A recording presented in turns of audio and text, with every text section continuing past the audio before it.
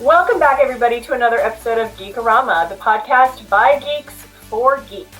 We are sponsored by superherofiction.com, the one-stop shop for all your superhero novel needs, and now the largest website dedicated to superhero fiction. We are your hosts. I'm Jeremy Flagg, author of the Children of Notre Dame's universe. And I am Trish Heinrich, author of the Vigilantes superhero universe. And Remy, what are we talking about today? So we write superhero novels, and it is without a doubt one of the most complicated things that an author has to come into, besides that whole knowing how to write thing. Yeah. Is coming up with unique and interesting powers. So we are going to be looking at superheroes across the board, comics and TV, movies, and we're going to be looking at powers, the good, the bad, and the useless. And let me just say, the good list started to get really short as the useless list grew longer and longer. Although I will say one caveat, I think the useless list needs to be, I don't know, we'll get there. I have an idea about how to mitigate the useless list a little bit. And I didn't even put Aquaman on the useless list. Oh my God, right? Although I have a way to mitigate that one too. Like, it's all about the usage. How do you use this power? Yeah. So yeah, we're gonna delve in a little bit. So if you are a fan of superheroes, we're not going to focus so much on the characters. We're going to focus on their abilities. Or if you're an author and you're just looking, we're going to tell you the things that we hate and the things that we love. So yep, exactly. Make notes. I'm going to get started on the poll list because I'm excited for this one. Absolutely. I'm diving right in. So I was telling Trish earlier, the Marvel app sucks. If you have a Marvel Unlimited subscription, without a doubt, you have been reading a comic and it is closed. It won't load. It doesn't show the images of the comics I'm reading. Like, oh my God, Marvel, figure it out. And for 2 weeks, I gave this 2 weeks. It's still not working on my phone. I can read Guardians of the Galaxy. That one seems to work. Everything else, it freaks out my app. So. Oh my God. And I refuse to talk about Guardians of the Galaxy. How could we annoy Remy the most? If they wanted to do that, just show me nothing but Wolverine. So this week I'm actually leaving the Marvel Unlimited app, and I'm going to talk about, I wanted something that people could still access. So I'm going to talk about Age of Night by Amanda Call. This is borderline shameless plug, but it is relevant. I went to high school with Amanda, and later on when I was going to grad school at Savannah College of Art and Design, she was an undergrad there, and randomly we bumped into each other and rekindled an old friendship. She was in my creative writing class my senior year. She was in 7th grade, so she's way smarter than me. But of course we were all horny teenagers writing smut, and this poor 7th grader. She got an education. Yeah, not the one she signed up for. And so since she was at SCAD, she started this comic with Matthew Woodall, I believe is his last name. And it's her project, but he helped kind of be the brainstorming behind it. And it's kind of cool in the fact that it's not superheroes, and it's a black and white comic, and it's done in a European style storytelling. So it's really strong, bold inking.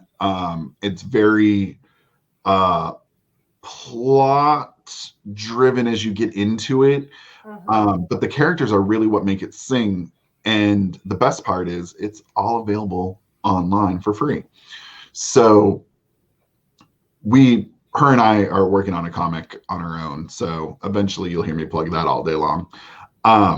But I like this because I wanted a break from superheroes, and this is a break from superheroes. It follows very much, if you're into Dungeons and Dragons, a lot of it will feel familiar in the fact that the main character is a white mage, and there's brawlers, assassins, and thieves, and some sneaky behind the scenes stuff that I did not realize how early she planted the seeds for it, but I'm quite delighted to go back and reread it right now. And then, of course, the heartthrob of the story that you think, oh, he's going to be the love interest, gets turned into a cat. So, but later on, he becomes a very badass cat. So it's just kind of fun. And there's nothing wrong with your love interest being a feline, if that's how you roll. And later on, looks much more like a ferocious magical tiger. So, you know, it gets weird. I mean, yeah. There might be some subtext involved. But I just reread the first 3 issues, and it's a delight. It's something extremely different. It's comfortable in the fact that, you know, you're a geek. Of course, you know some Dungeons and Dragons. So it's not entirely new in that regard. Mm-hmm. It's comfortable. But the story at the same time is kind of intriguing, and she does a really good job of pulling on the tropes that you know and love, and then giving them nice little swift kicks here and there. My only criticism is the first issue, because she's establishing a very, very large and unique world. The dialogue comes off kind of clunky. But also, I have to remember that she started this when she was very young. But I was really delighted that by issue 2, things had kind of turned right around, and you can see she spent her time wisely. So for that, I give it 4 out of 5 capes. I think it's a great story. Nice. And if you're a fan and you want something free, you can just go to ageofnight.com and it's all there for you. Or you can go to Amazon and download the graphic novel. But we know we all like free. I just realized I didn't turn on my ring light. So if you're watching this on YouTube, I am in a lot of shadow, and I apologize. You say shadow. I say mysterious. Mysterious. I'm a mysterious woman. So what's on your poll list?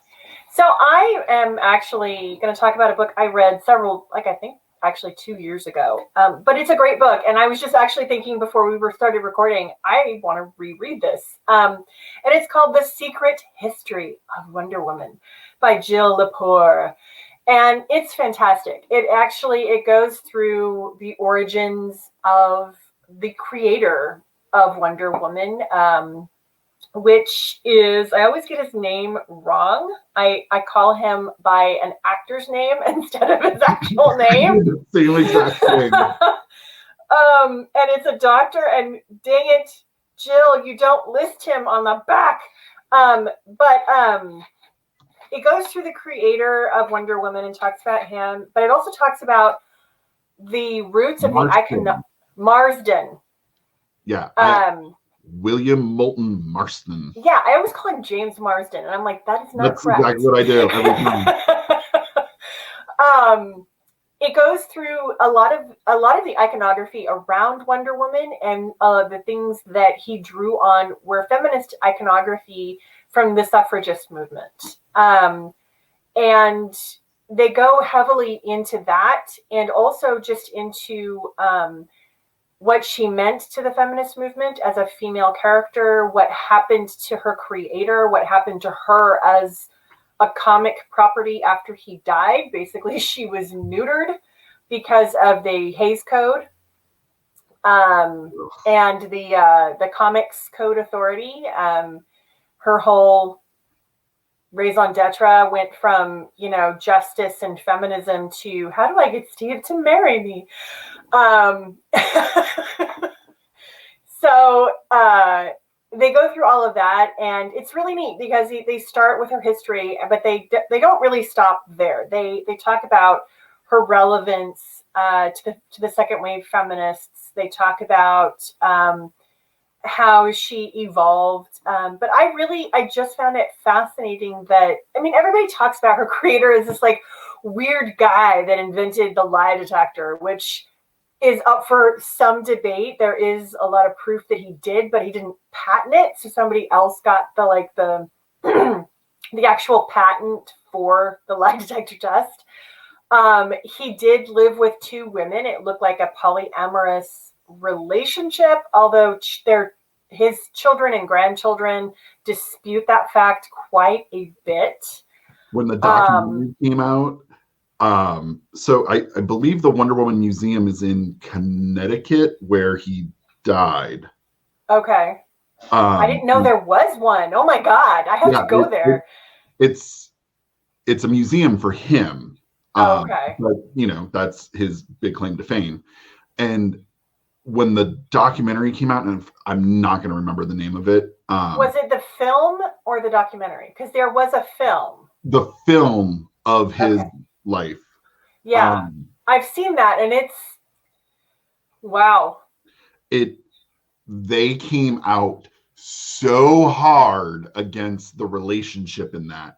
And I thought of all the things that he gets negatively portrayed for in that. And they do make him very human in it. So he's got his flaws and everything.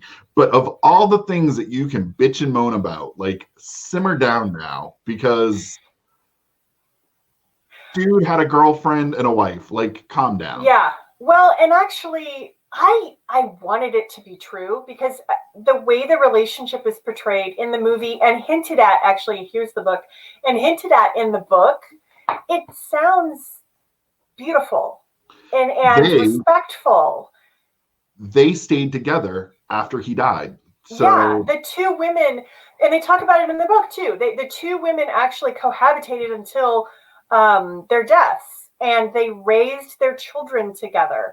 And so Olive, his wife, and the book goes into this too, she doesn't get enough credit for actually the creation of Wonder Woman. So he gets all the credit for the writing and everything, but really what it was is he told Olive the general story outline, and it was Olive that went and wrote the dialogue and wrote the story and turned it in to the comic company for the artist to then do the panels and everything like that. And after he died, she tried to get in there and say, look, I've done most of this writing, but they didn't want her. And so they assigned Wonder Woman to a writer that vocally hated the character, like was vocally like, I am going to sink this ship.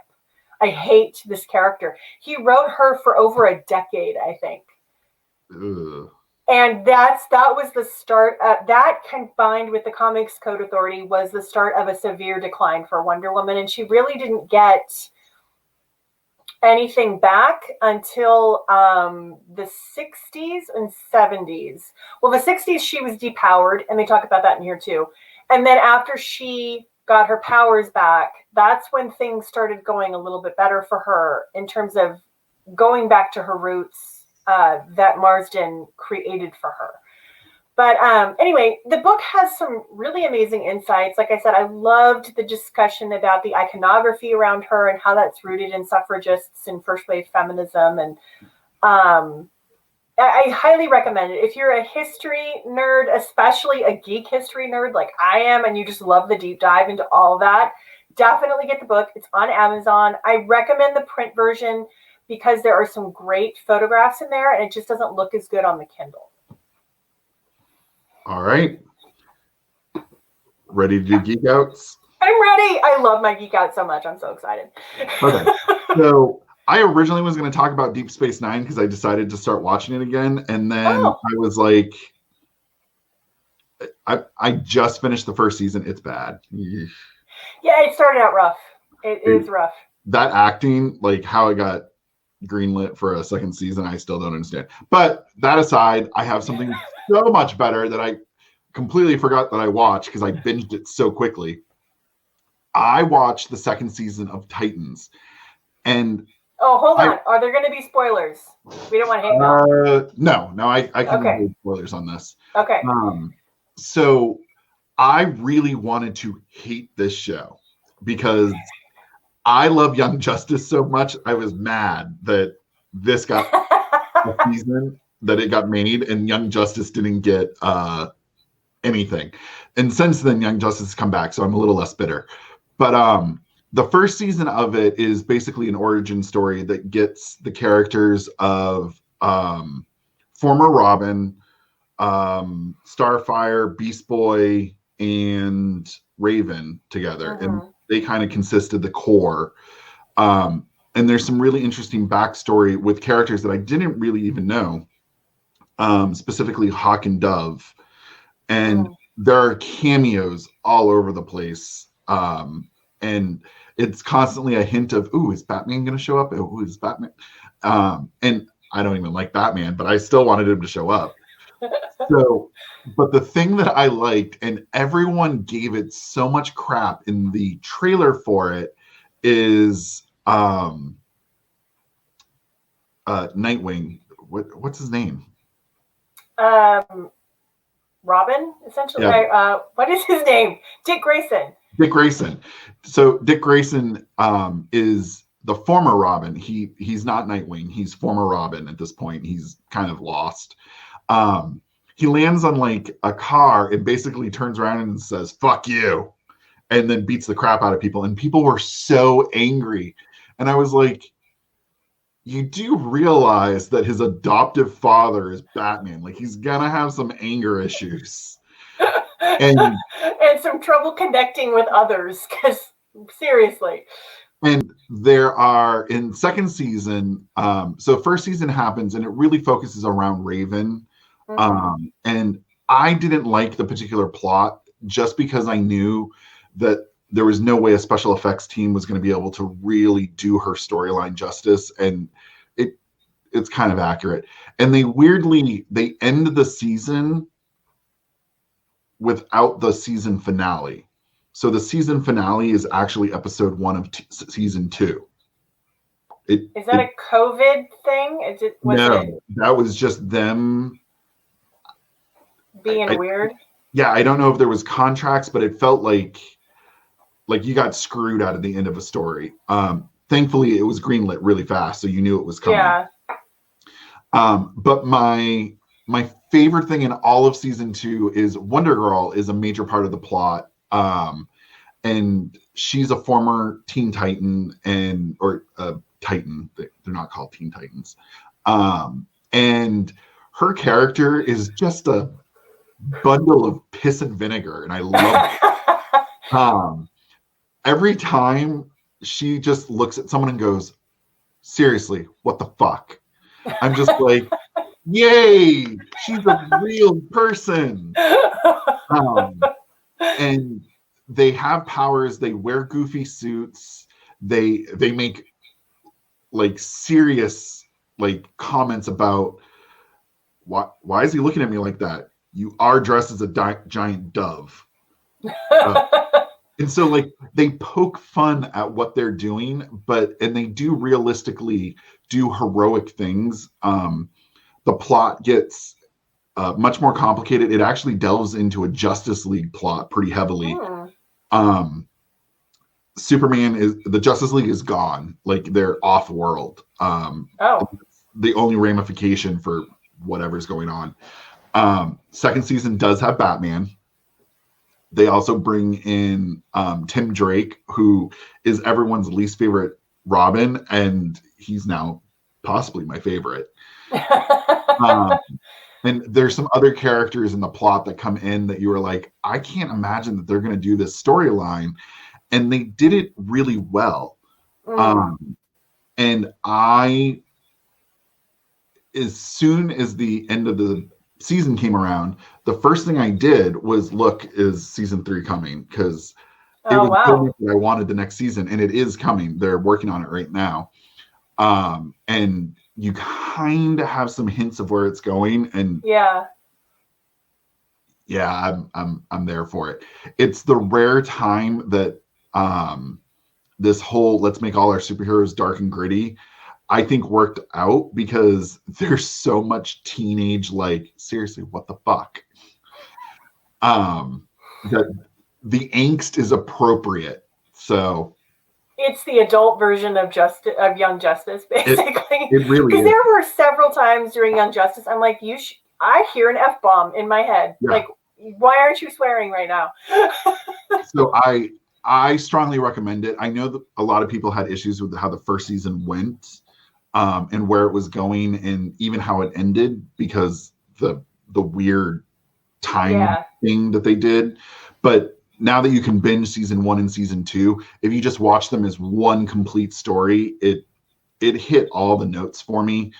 And the fact that there's a DC property that the first thing I did was look for the next season, I mean, that pretty much sells it right there. Yeah. So I would check it out. I just the fabulousness that is Starfire, the actress who's playing her, like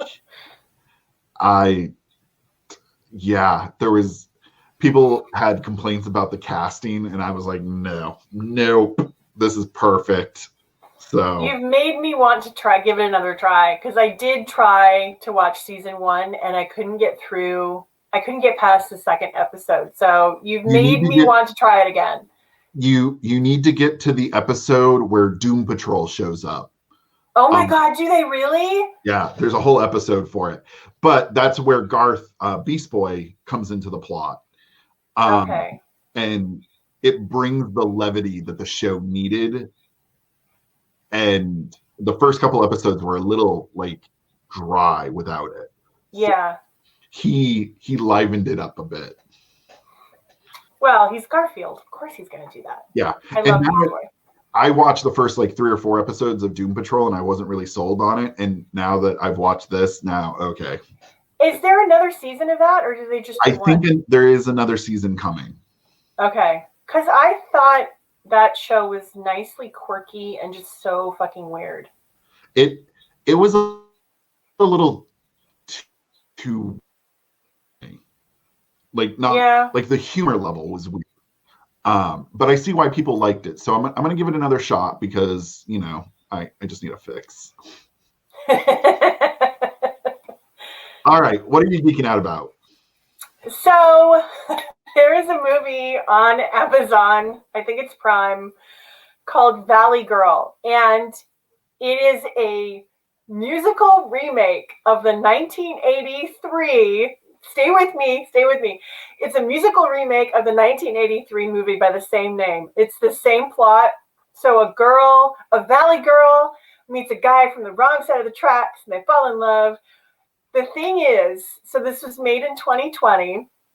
It starts off with Alicia Silverstone at home. Her daughter comes home from a bad date. They broke up and she's like, oh, I'm so sorry. She's like, my friends and I had something similar. And she's like, oh, Mom, I don't want to hear about you and your friends. And then all of a sudden she's hearing about Alicia Silverstone and her friends in the 80s at the mall. And it opens. So it's really funny, like from a color palette standpoint, the house is kind of muted. It's like creams and browns and like very, upscale, like adult surroundings. And then you go into the mall and it is like an 80s bubblegum dream. Bright colors and mall bangs and jelly bracelets and leg warmers. And the main characters just start singing, and it is literally like, mwah, chef kiss, like the whole thing. I love it so much because one main character starts singing, and then her friend comes and like, comes up next to her and starts singing, and then the third friend comes up and starts singing, and the daughter goes, wait, you're all in a mall singing. And she's like, well, that's how I remembered it.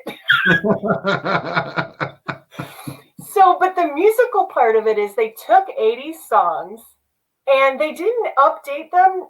They kind of did, but they didn't. They retained the feel, the lyrics, all of it, but they updated it to put it in a musical context.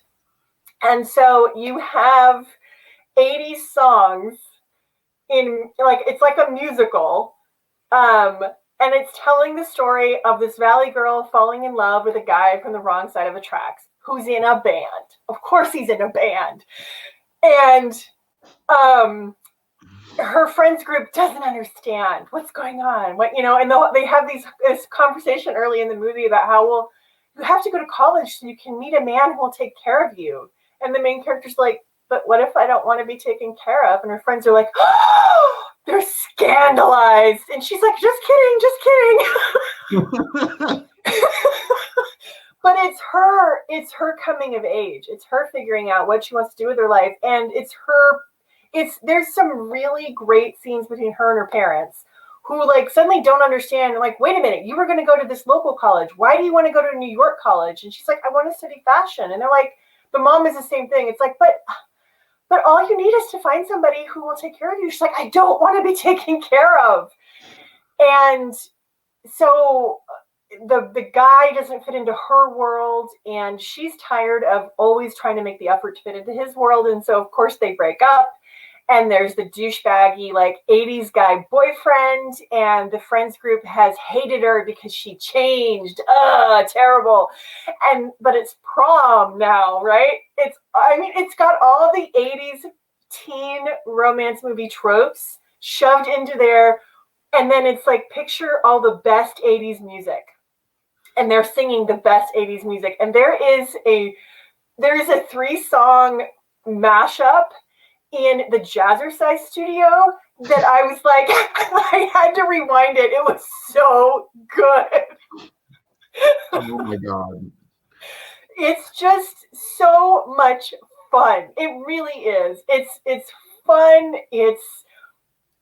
You just look at this movie and you're like, this has got to be a terrible movie. And I went into it like, I have my cross stitch, my flannel pajamas. Dan is doing an online RPG with his friends, or like storming some kind of like troll dungeon or something in the other room. And I'm like, I'm just going to put this on and sip my rosé and do my cross stitch because it's probably terrible and whatever. And I was enthralled. I loved this movie. So if you're looking for something that is just, it's fun, it's light, do not take it too seriously. A couple of the actors from the original make some cameos. So if you saw the original and you're a fan of it, which I didn't even know existed until I saw this one, go watch it. It's so much fun. I highly recommend it. Oh my God. So like one of my favorite movies is Anna and the Apocalypse, and it's a Christmas zombie apocalypse musical. So yep. Dan wanted to watch that last night. He's like, but it's a Christmas movie. I was like, but I guess we have to wait. It is the only movie that me and my partner can agree on. And I do mean only. Like, try Valley Girl. Like, seriously, just try it. Just try it, because it's a musical and it's silly and it's sweet and it's just try it. It's fun. I will check it out. All right, we're going to go to a quick commercial break, and when we get back, we are going to talk about some powers. Behind every great superhero story is a sleep-deprived author. Join Franklin Kendrick every Friday as he takes you behind the mask and asks today's hottest superhero authors the burning question we all want to know. Do they always write in spandex, or is that just a weekend thing? All right, and we are back. We're going to be talking about powers, the abilities of superheroes. We're going to be talking about the good, the bad, and unfortunately the useless, because obviously there's a lot of those. There are some that I will even defend that are firmly on everyone's worst list, but it gets kind of dicey. What I realized when I was going through and looking at the list, my biggest beef is with undefined power. Yeah. And unfortunately, and I'll talk a little bit more about this. In comic books, this tends to be something you see with magic. People with like magically inspired abilities seem to have a spell that they've never had before that seems to get them out of trouble just in the nick of time. Well, I have a beef with there not being limitations. at least with Zatara and Zatanna, you have to know it. You have to really know it because they're basically speaking backwards. And it's like they need to know that spell cold. They have to have it prepped. I mean, that, at least in Young Justice, that was the limitation of those powers. And I appreciated the limitation, but Doctor Strange, it's like, what are his limitations at this point? And there's an amulet, jewel, bracelet, something that solves every problem. In X-Men, there's a character, Pixie, who she has the magical ability to teleport, and that's it. That's her only magical ability. It's the only spell she ever could learn. And then even Magic, who, was the ruler of the demon underworld for a long time, her magical abilities are really limited to the sword and her armor. So I like when they have parameters. Mm-hmm. And this is unfortunately an issue with things like Superman or the Hulk. Where, like, I get the Hulk's abilities, like, the angrier he gets, the stronger he gets. I'm angry all day long, so... Well, and it's also Deadpool, though, I would say, because it's the fact that with those three characters in particular, there's no threat. I never worry about them dying or getting seriously hurt.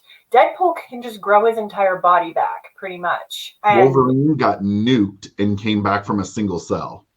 Yeah.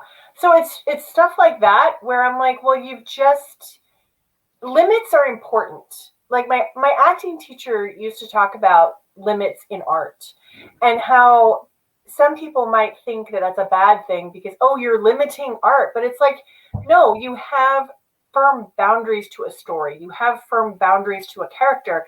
And then you work within those boundaries and it makes everything more creative. It makes it more vibrant. In terms of superheroes, if they're completely invincible, then there's no conflict. There's no threat. And there is a sidestep to this, and I will give this as a caveat. I dislike Superman as a character for an umpteen million reasons. One, he has all the abilities, and then when writers have to come on and give him a new ability, which he could basically kind of go supernova, and for the next 48 hours, he was essentially human. When you have to retcon the character to redevelop the limitation, at that point, they've gotten too powerful. The one side step to that is the thing I do like about the character is his dilemmas aren't power resolutions. So he's not going to punch his way to a problem through a problem. Yeah. The good writers have found that he can come up with a moral dilemma or a no-win situation, and that's where he really kind of goes. But in the context of powers, when you've got them all, and arguably that's where Zack Snyder I think it was Snyder that did Man of Steel. That's where he really jumped the shark, in my opinion, was because Superman was really quite okay with a lot of collateral damage. It was like, this isn't Superman. and without his self-imposed moral limitations, and it gets bad when, much like in Titans, they have to go, maybe this is a job for Superman. Oh, he's off-world. Like, when you have to off-world someone, obviously, like, in the remake of Justice League, the Zack Snyder cut, the rest of them could just have gone away once Superman was... You served your purpose. The rest of you are useless. You only need this one dude. So... Yeah, exactly. I'm gonna firmly broaden the bad category. If your powers don't have limitations, it's a bad power. I agree with that. Yeah. And I do see authors in superhero prose fiction wanting to load their character up with all the gifts. And it's like, don't do that. Don't do that. Give your character limitations. Give them, it's not fun. It's not fun to read that. And you have a hard time putting your character in peril and in conflict, because what kind of peril and conflict do they have to face? It's going to last longer than 2 pages if they can punch or teleport or zap their way out of, essentially. So it's boring. And I really think that characters that have combo gifts, where the gifts are, so Wolverine is a great example. His mutation is his healing ability.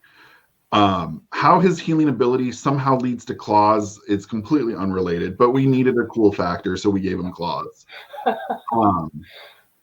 Now combine that with an indestructible skeleton and his hunting ability and his heightened senses and his speed and his agility. Pick one. One. And my favorite Wolverine comics are actually, there was a run in the 90s where Magneto tore out the adamantium and he was basically regressed into an animal. And he worked within the confines of what he could and could not do. And he was just infinitely more interesting. And he almost dies. And you're like, oh, you can actually almost die now. That's what made Logan so great. Honestly, I love Wolverine. I have loved him since the X-Men cartoon. I've wanted to marry Wolverine since I was a teenager. Okay, full disclosure, I love him. I loved Hugh Jackman as Wolverine. I thought the best Wolverine, even though it ripped my heart out, was Logan. That was the best Wolverine because he was vulnerable in so many different ways. And that was literally the perfect explanation. He was a Superman, and they knocked him down a peg. I think that was one of the things PlayStation Network, of all random things, did a TV show, Powerless, based on the graphic novel. And the main character was basically Superman for all intents and purposes, but he lost his powers. Oh. And he now works in the supers division of the police force. And now he's dealing with the former mantle of being a superhero. He works with superheroes who know that he, used to be this. And now he's readjusting to being human. He doesn't even have powers. He eventually gets them. No one's ever going to watch the show. I'm sorry. PlayStation Network. But it made him really interesting. And that's like, so limitation is a really big one. I actually, real quick, there is a superhero book by Kristen Brand. I forget the name of her first one in her series, but basically it's a Superman type character that marries a female villain, kind of like a Catwoman character. Very interesting concept. They're both retired, but he is sort of indestructible and heals very quickly. And she flipped that on its head. He could be hurt. It took a lot to hurt him. And so this one villain basically shattered his knee. And because he had impenetrable skin, they couldn't get in to repair it. So he was crippled. And I thought that was a great way to turn a power on its head and make it a vulnerability. And he retired. He had to retire, because he can't walk without a cane. He's in constant pain. And then marrying a former supervillain, people don't like him anymore because of that. But that, I think, is a great way to take, if you want your character to have super strength or invulnerability, think of a way to turn it on its head at one point and make it a vulnerability, I think. And I think that that's a really good point, that some of these things, like some of the best, so Wolverine's a good example of this. Not all writers have done this, but I really like the fact that for a while he lost his healing ability. And Logan kind of goes in on this. The only reason Wolverine's still alive is because his healing ability is working to keep away the adamantium poisoning that he's constantly dealing with. And because of that, normal wounds hurt him. And but he has this massive ability, and it's barely keeping up with him. And it creates some strife because he knows the potential, but at the same time, this is what it is. So I think you can take some of those, like Superman, for instance. Like, I want to know the story of him going to the barber shop. Like, how does this work? Like, exactly. If you're gonna do that, show that being Superman kind of sucks just as much as it is amazing. How much shit did he break when he was a kid? Like, he has to be careful doing everything, picking. And actually, not to toot my own horn, but kind of to toot my own horn, I did that in my first trilogy. You know, I had my characters talk about when they got their powers as 12-year-olds, what it was like. So my guy with super strength, he was like, I broke everything. I broke my bed. I broke plates. I broke silverware in half. He was like, I broke everything I touched because I didn't understand how strong I was. So I think in the general bad category, I'm gonna list. It's a lengthy list. The obvious Superman, Wolverine, Hulk. And not to say that they're not bad characters. I really like the juxtaposition of Hulk being a mindless rage machine with a scientist. There's a lot of potential there. Is there a potential for 600 issues of it? I'm not binging that series. And then Magic. The one other category for me that goes into the bad is the random, completely unrelated ability. And I know that this should probably go in the useless category, but this one stands out for me. There are characters that, for instance, in X-Men, a character named Beak, who he looks like a man and a chicken had a child. Ew. Yeah. He's meant to be this freakishly ugly looking creature. Okay. So why does that exist? And for a long time there was no why. It just, here's the punching bag. He goes into the useless category, but it's bad because you have the potential of a story there that I actually, only in the past 2 years, there was a 3-issue story with him, and it was uncomfortable. It was heartbreaking.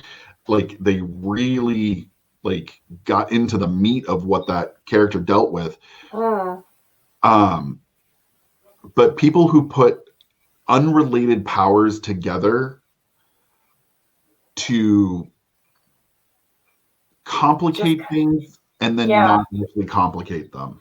Well, it's almost like we want to be so edgy, and they do it for the edgy moniker without ever considering how interesting this character could be. So they do it for the badge of look how weird we're going to be. And then that's it. That's as far as they go. It's like, no, don't. And I guess that's a tip for authors that are writing superhero fiction too. Don't just put something in there because you think, oh, this will be really weird and it'll throw people off. Do something with it. So I have, in my first book, there's Jed Zappins. He's blue. Of all the abilities he could get, he's blue. And in my universe, the superheroes are persecuted across the board. It doesn't matter what your ability is. And he gets all the persecution for being blue. That's it. And so we see he's used as a lens to show the persecution and how it's unjust across the board, but how it's extremely unjust for those who got screwed out of a cool superpower. And He doesn't last very long, unfortunately. I kill everyone. But he served a purpose, and he was a really well-known to-do person in the series. So he served a bigger purpose than just the punching bag of the blue guy. Well, he is the punching bag, I'm sorry. Well, and piggybacking off that a little bit, I would say also the bad is that you have people with powers that, and then you don't have it like connect or affect their personality or how they function in that society. So it's almost like this power, like they have this power and this ability, but it doesn't affect their ability to make friends. It doesn't affect them personally. It's almost like this weird, like separate entity from them. Again, I'm kind of thinking about this about in terms of things that I have done because I like this, but I like the characters who have dark powers that struggle. It's like I have this really dark power and it's terrible and I hate it. Does that make me a villain? Who am I? Like, and then they use it and it's, you know, maybe it's addictive, or maybe it kind of drives them insane, or maybe it makes them not want to be around people. Like, having the power actually be a part of them and affect their everyday lives instead of just being this other thing that's to the side. So my main character in my superhero series is this chubby dude. Projecting just a little. But and then he has the ability to teleport. Okay, it's done to death and then some. Well, let's really think about that. If I had the ability to teleport, am I going to be this spandex wearing, you know, fly in and save the day superhero? Or am I going to be the dude on the couch who uses my ability to teleport to reach through the portal and grab my beer? Yeah. Let's put in a little bit of realism of how these gifts affect our everyday lives. Exactly. So and I really like the Flash for this reason, because they go into so much conversation about his caloric intake. I know. That he would instantly evaporate if he used his abilities for how much energy he's putting. But they make it such a thing that there are writers who take the character, and no matter where he is in the Justice League, like they're talking about this evil villain coming to destroy the planet, and he's in the background eating a burger because all he would do is eat. Yes. Well, guess what? That is his life. To use his abilities, he has to do that. And we all think how cool that would be to eat and then not have it affect us. But fun fact, you talk to anybody, any actor or bodybuilder that has to reach a certain caloric intake every day to sustain their physical physique. Okay, sorry. I'm a writer. And they will tell you, that it is hell. It is not fun. and I think you need to, a lot of the characters, and this is why Superman, though I don't like his powers, Superman is a character I'm cool with, because he has that limitless power and they worked it into his personality. Yeah, so exactly. That I am okay with. Captain America is the quintessential. Like, yeah, I don't know how throwing a shield and patriotism go together, but I'm willing to overlook that. But that shield represents his persona. Like, the Stars and Stripes, the American flag, is Captain America personified. And he owns that. And even when he goes down a dark path, they generally write it, not all the time, but they generally write it that he believes he's going down this path because it is the moral thing to do. Yeah. Okay, I'm along for that ride. Like, the entire concept of Civil War was he was doing what he thought was right. Yeah. Was he doing it? Was he doing good things? Not necessarily. But we're there for. Yeah. So yeah, those completely disconnected, unrelated powers, like, again, if I had the ability to reach into a portal, I would have a cheeseburger right now. I know, right? Yes, absolutely. Like, I would never go to the store again. Just drop some change. Be like, I'm taking this apple. Yeah, seriously. Like, this is also why I would be a supervillain, because Let's talk about the useless ones. The useless ones. Okay, so this is my favorite useless of all time. If you go look up in Marvel, you will see some repeating names, Jubilee being one of them, and Cypher being the other. Archer says, Cypher, the most useless X-Men. However, there is an even better useless X-Men. Okay, lay it on me. His name is called Forget-Me-Not. Oh my God, that's terrible. So Forget-Me-Not is actually in every issue of X-Men. But we just forget about him? But his abilities are so strong.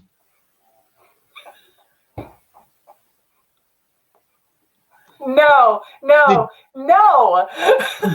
And the only person who knows that he has ever existed is Professor Xavier.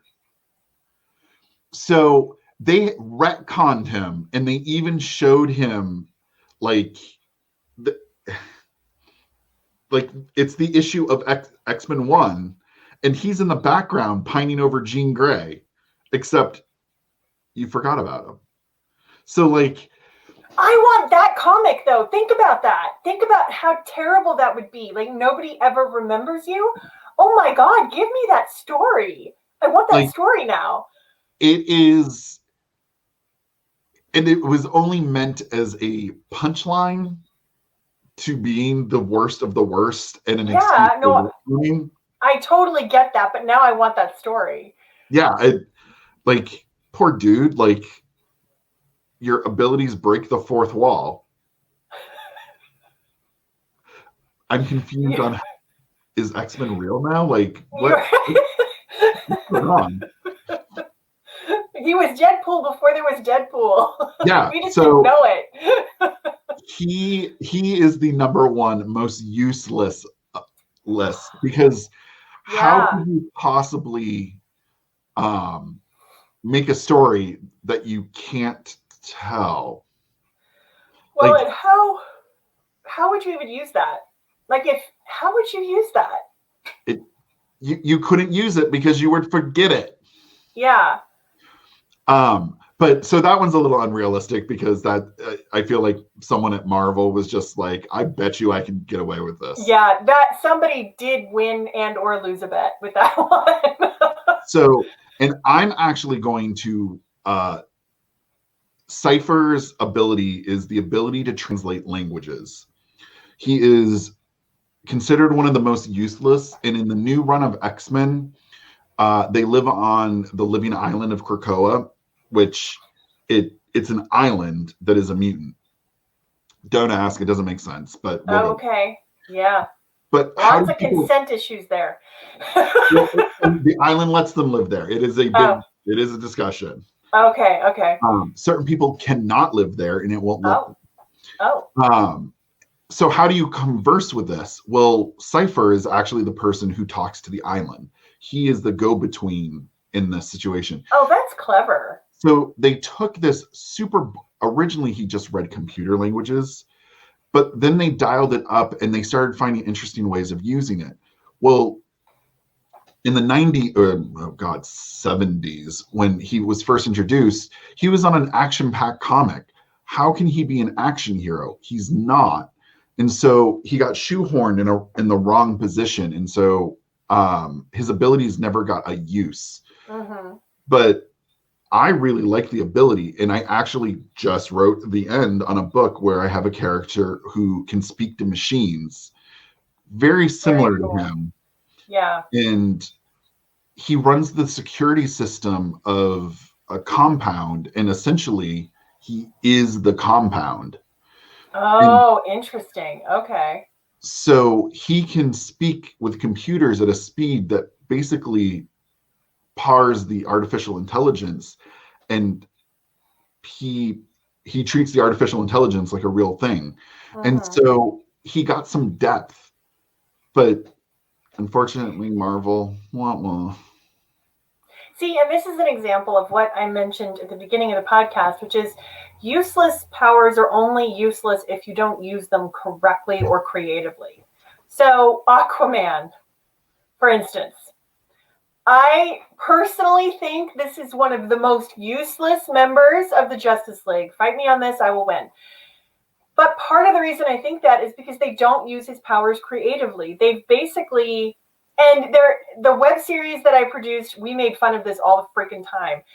We actually had our version of Aquaman say that he was benched from a mission in the desert because there was no water there and he was useless. And he was like, the human body is mostly made up of water. Why does everybody forget this? And that's kind of my point is the human body. Hello? Like, people only want to use Aquaman in the water, which I guess I kind of get, but he would be freaking ruthless if you actually had him, like, dehydrate people.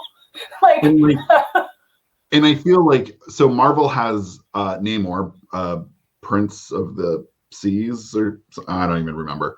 And Namor is truly useless. He's Aquaman without the use of abilities. Yes. He can talk to fish, whereas Aquaman has extensions on those abilities. People just refuse to use them. Exactly. Be creative. Like, even we were talking before the show about the way that Falcon in Falcon and Winter Soldier is using his wings, which there's no spoilers. Don't worry about that if you're listening. But the way that they have him using his wings is so creative. It's using it as a weapon. It's using it defensively and offensively in a way that we generally don't see. So if you get creative with it, any power, almost any power, I think, would be interesting and useful. And one of the prime examples for me is Rogue. Rogue is truly the most useless X-Men.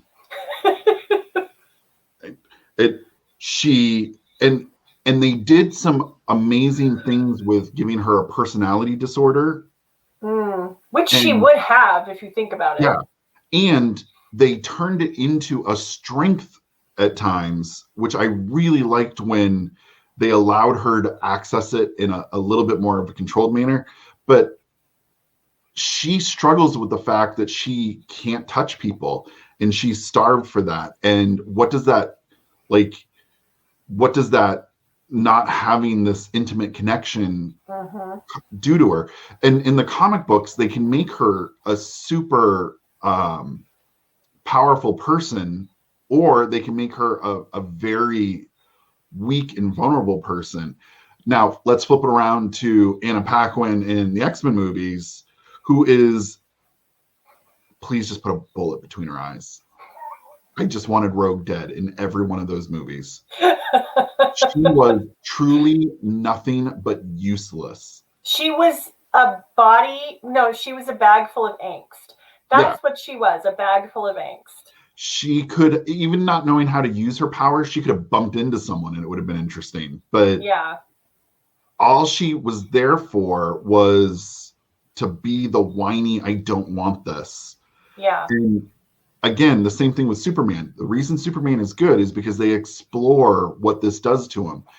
The movie negated that for Rogue. The comic does at times an okay job of that. So what would a person who feels that mere contact will kill people, what does that do to them? And it circles back around to what we talked about with the bad powers, is you have it disconnected from the person. So I feel like this is a really vital piece of it. If you as a listener are thinking of creating comics or writing superhero fiction, this is something to consider when you're considering a power set or whatever for a hero or a villain. Connect it to their personality, have it affect their everyday life, have it affect them emotionally, have it affect their relationships, connect it to them, root it in them as a character. Or have so Killer Frost is actually, as far as Arrowverse stuff goes, one of my favorites, because me too. Killer Frost is the antithesis. She's the Hulk of the situation. But with her Killer Frost abilities comes the Killer Frost personality. And the powers aren't the problem. It's the personality between the two. And how do they rectify that? That was one of mine. I think of all Arrowverse, that was my favorite, watching someone come to terms with their abilities. And I'm glad they didn't take them away from her. I was so worried they were going to depower her, because I loved this juxtaposition, and her not just coming to terms with it, but accepting and actually having empathy for her other side, and her other side accepting her and having empathy for her too. It was great. I absolutely adored it. And I loved how each of the characters grew because of the other after some, serious strife time. But yeah, I like that there was this weird, and it could instantly go back. There could be a fight, like she wears a T-shirt that the other doesn't like, and the wedding episode is one of my favorite Killer Frost moments, because she becomes Killer Frost when the wedding, Barry and Iris's wedding, is attacked. She looks down at herself. She's like, "What am I wearing?" It's this like light pink bridesmaid dress, and she's like completely disgusted. She's like, "Ugh." All right, so good powers, and we've talked about this, and this for me in all of comics, this has got to be my favorite. Is Colossus. That surprises me. Why? So Colossus doesn't want to be a hero at all. He has no ambition to be a hero whatsoever. He lives on a farm. He wants a very simple life, and his abilities allow him to be a better farmer because he's super strong. Okay. So it serves a purpose in his mundane life. And ultimately, he has the heart of an artist. And so a lot of the times in the comic, he's painting. He's expressing these beautiful things, but at the same time, it's the juxtaposition of he was built for beating people to a pulp. So in this warm, fuzzy body of his powers are this super harsh, violent, and he doesn't like it. Yeah, he's a cinnamon roll trapped in a alpha hole's body, to put it in romance terms. And so I really just like the Killer Frost thing. I like when the juxtaposition creates its own tension in a bigger arc, because now when people explore it is when you get that amazing character depth and why he became someone's favorite.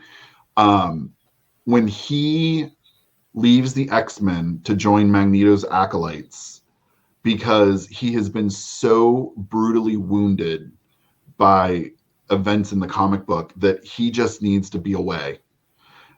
He leaves, and it is the greatest, saddest exploration into him not understanding his own identity. And I loved it. So he is my all-time favorite, because someone looked at his body and wrote the opposite for a character. That is, I have to say, when I see that, I love it. I really do. I love that juxtaposition, which is probably why I could watch a whole show about Killer Frost, honestly. I just want to watch her do a podcast. Like I know.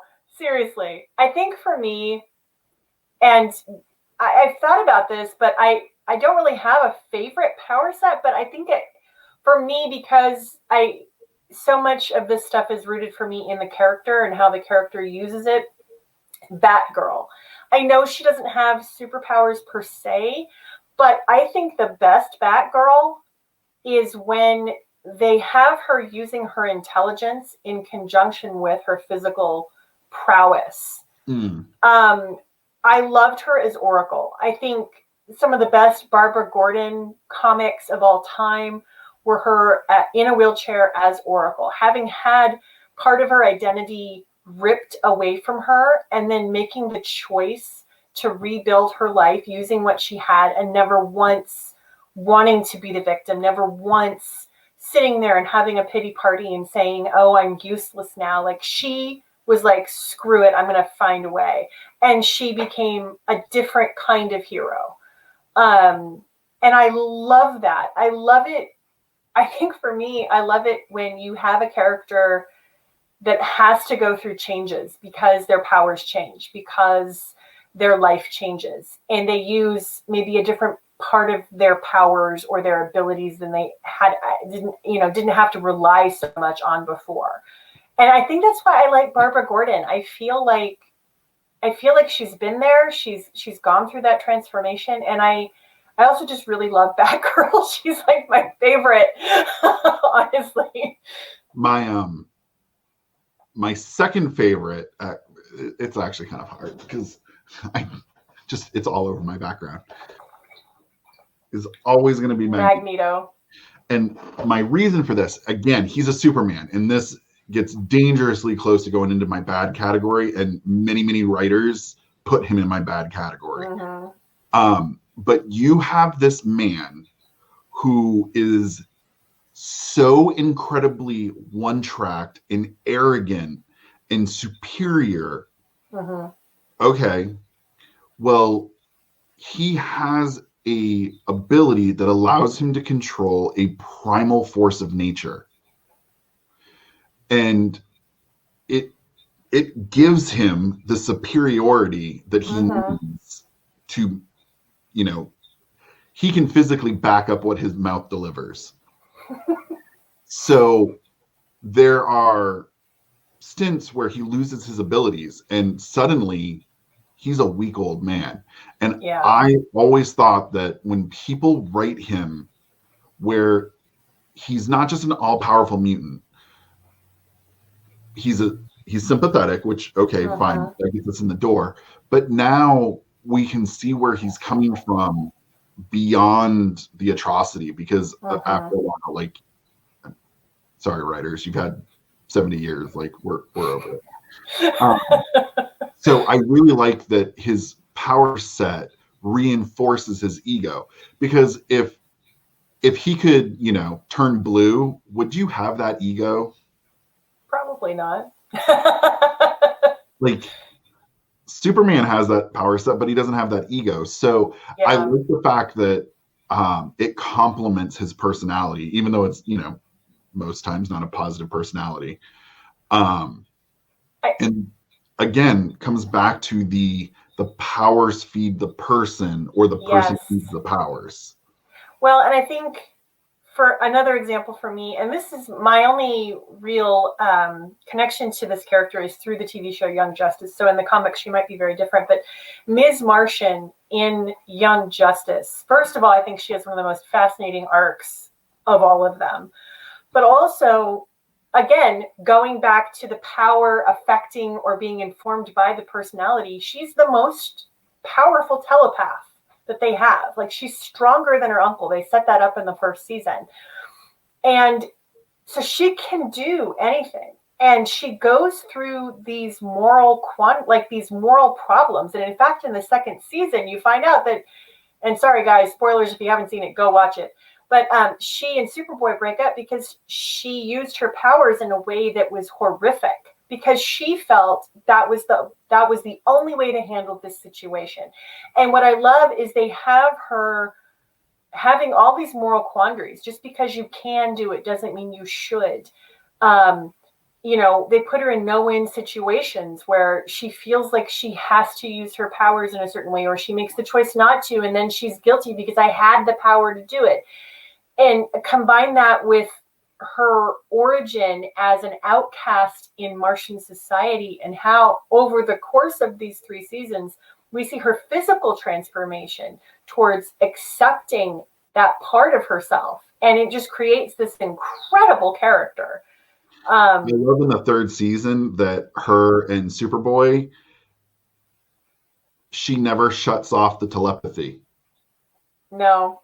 And he kind of pokes fun at her with it.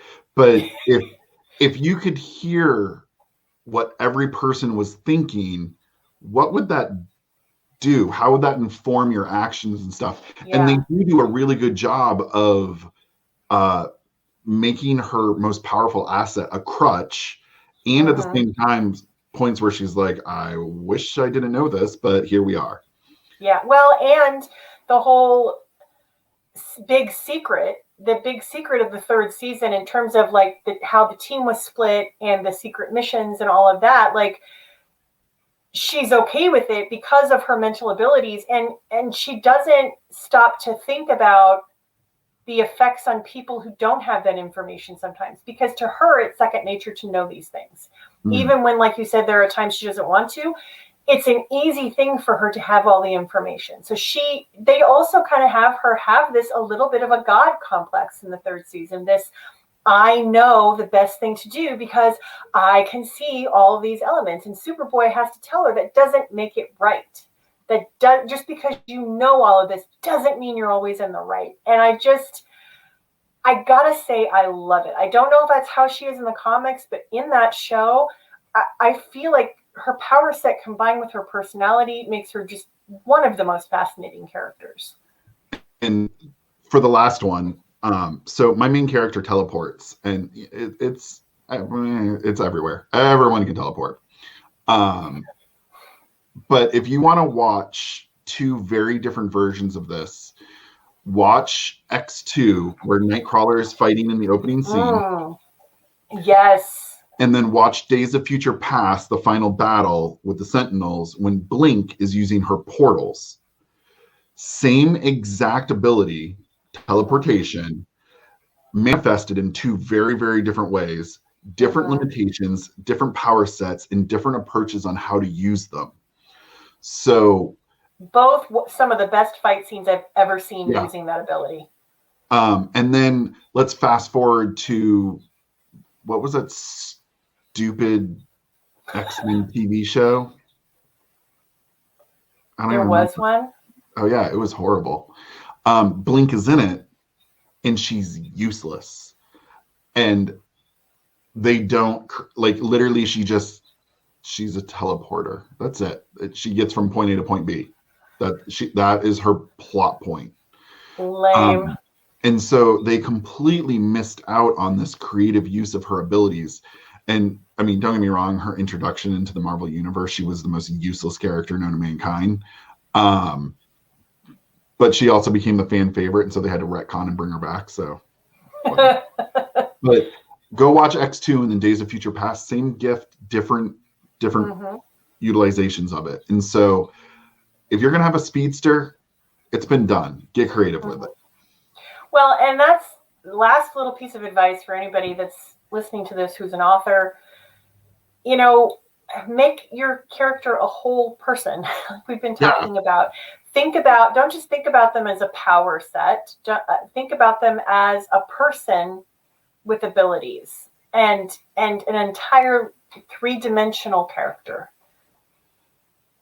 Yeah, it's very simple. Yeah, it's a very simple thing, but so many people overlook it, I feel like. And if you were making a movie, okay, I could just watch abilities all day. Like, they're pretty, sure. Yeah. But especially writing, like, a character. Yeah, exactly. All right, we're going to end it there. We will be back in 2 weeks. So that's our super good, super bad, and so much super useless. All right. Take care, everybody. Bye, everyone. To stay up to date with the Geekorama podcast, you can watch our videos on YouTube or subscribe to us on Apple Podcasts. And if you enjoy the show, leave us a review or hit the thumbs up button.